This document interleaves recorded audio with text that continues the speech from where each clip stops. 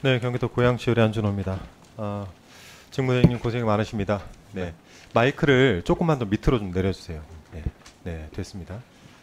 그 고속도로를 뚫다 보면은 가끔 이제 부채도로라는 거를 만들지 않습니까? 네. 네, 어떤 경우에 부채도로를 만들어주죠?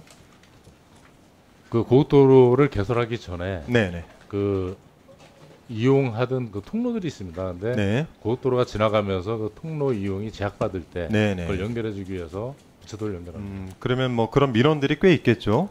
많습니다. 많죠. 네. 그런 민원들을 대부분 다 해결을 해주십니까?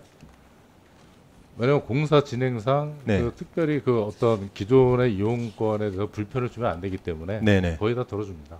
거의 다 들어준다. 또 하나 좀 여쭤보고 싶은 게, 이 부채도로를 신설을 하시면서 대부분은 그 지역에 있는 사람들에게 불편을 주지 않기 위해서 네. 하실 텐데, 개인을 위한 부채도로를 신설하거나 그런 경우도 있습니까? 그건 저희들이 그 엄격히 그 검토를 해서 네. 사실은 어떤 개인적인 이익이 되도록은 안 하고 있습니다. 네. 제가 좀 이상한 부채도로가 하나 있어서 좀 같이 좀 이야기를 좀 해볼까 합니다. 여주 양평 중부 내륙고속도로 사업 당시에 민원이 하나 들어갔습니다. 부채도로를 신설해달라라는 민원이에요. 개인이 넣었습니다.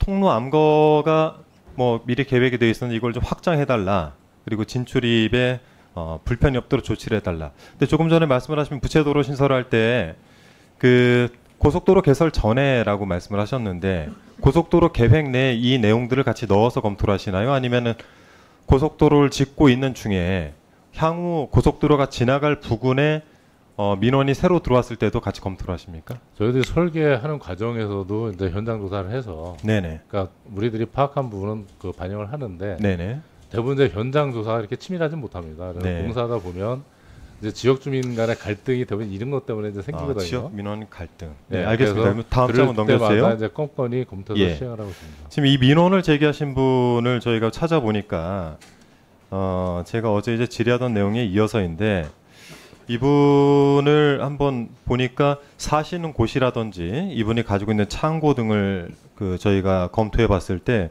추정컨대 김건희 여사 모친 최은순 씨와 동업자 관계에 있는 김충식 씨로 좀 저희가 예정이 되는데, 이 안을 보니까 기존의 이란 쪽에서 이분이 그 민원을 넣으신 거예요. 통로항구를 확장을 해달라. 내가 창고를 지었는데 이 창고까지 가는 컨테이너라든지 레미콘이라든지 버스 같은 게 진입을 하기 어렵다. 이런 이유로 자신의 그 창고 앞까지 통과로를 확장 요구를 하는데, 제가 그래서 이 민원 처리 내용을 한번 보니까 굉장히 속도감 있게 민원 처리를 하셨어요. 그러니까 이분이 민원 제기를 했던 거는 2007년이에요. 서류 접수는 2008년 4월 7일에 됐고 4월 24일에 그러니까 불과 한 10며칠 만에 민원인 현장 방문을 해서 해결안을 협의를 합니다.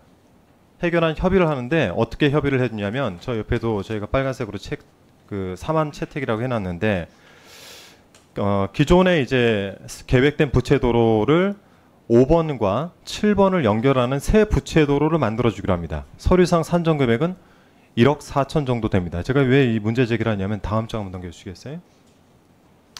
자, 이게 2006년도에 그 일대 항공 사진입니다. 저 일대는 컨테이너가 없었어요. 이분이 컨테이너를 짓기 시작한 시점은 고속도로가 뚫리고 있을 당시였습니다. 그러니까 정확하게는 2006년에 2007년 7월에 창고 건축을 착공을 해서 12월에 마치고, 그리고 나서 양평군청으로부터 승인을 받습니다. 그러니까 고속도로 건설 시작되고 나서 창고를 짓기 시작하고, 창고 접근 불가를 이유로 민원을 제기해서 부채도로를 얻어낸 거예요. 그러니까 제가 이제 묻고 싶은 거는, 이런 민원이 있을 때 길을 다 내주냐는 거죠. 예, 뭐 특별한 경우는 아닌 것 같습니다. 특별한 경우가 아니다. 다음 네. 장 넘어가 볼까요? 자, 요거 다음 넘어갈게요. 복잡한 내용이니까. 자, 어쨌든 뭐 가격이 올랐다는 문제를 떠나가지고 저 동그라미 친 데를 잘 보시면, 그 고속도로가 뚫린 좌측은 김건희 여사 일가의 땅입니다. 그리고 창고 하나 보이시죠? 창고 보이시죠? 네네. 네. 자, 도로가 지금 연결이 돼 있습니까? 아니면은 끊겨 있습니까? 끊겨 있죠. 그리고 그 일대 사람이 사는 집이 혹시 보이십니까? 안 뭐 보이시죠? 길은 연결돼 있는 것 같습니다. 길은 연결돼 있다. 길 끊겨 있습니다. 저 동그라미 안에서. 부채도로가 저렇게 나는 경우도 있나요? 아마 특이한 그 도로 경우니까- 양쪽으로 연결돼 있는 통로가 있었던 걸로 알고 있습니다.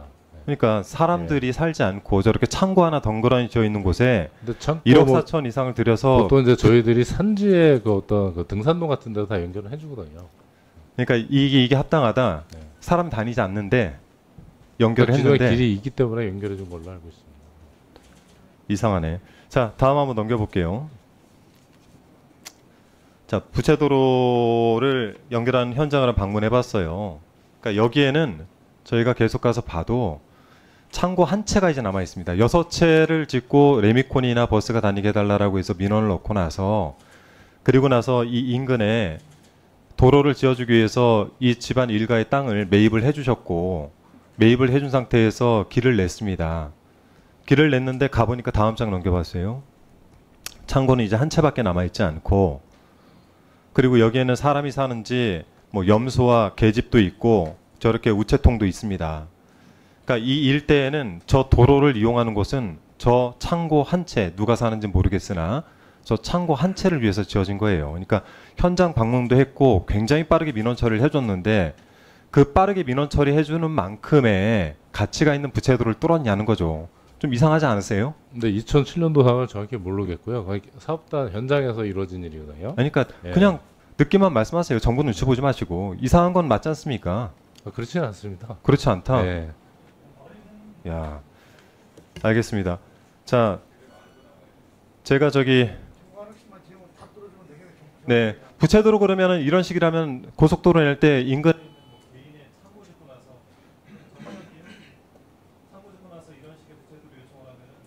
기존의 통행료는 유지해 주는 걸 원칙으로 하기 때문에 그때 2007년도 상에서 현장에서 판단해서 했을 걸로 판단하고 있습니다.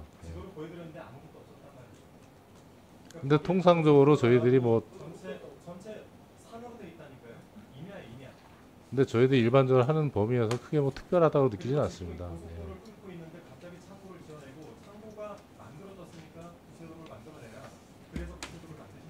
근데 저희들이 고속도로 민원 중에 가장 힘든 게 그 고속도로 만들면서 이제 단절되는 거에 대한 민원이 제일 극심합니다. 예. 예.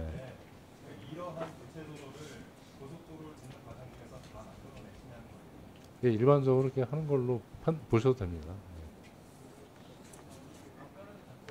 자, 한준호 의원님 정리해 주시고요. 예.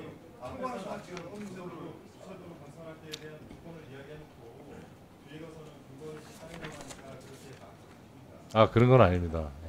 예. 예. 제가 설계를 30년 예. 한 사람입니다. 그래요. 예. 한준호 의원님 수고하셨습니다. 다음은 서범수. 예, 한준호입니다.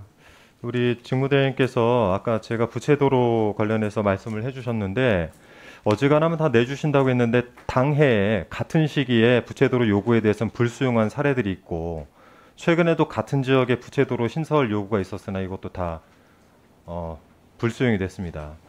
그러니까 그래서 제가 좀 요청드리고 싶은 거는 2000년 이후에 고속도로 인근 부채도로와 관련한 민원과 여기에 대한 수용과 불수용에 대한 내용들을 정리해서 저희 오늘 중에 아마 정리가 될 수 있을 것 같아요. 그래서 이 자료를 좀 요청을 드립니다. 네.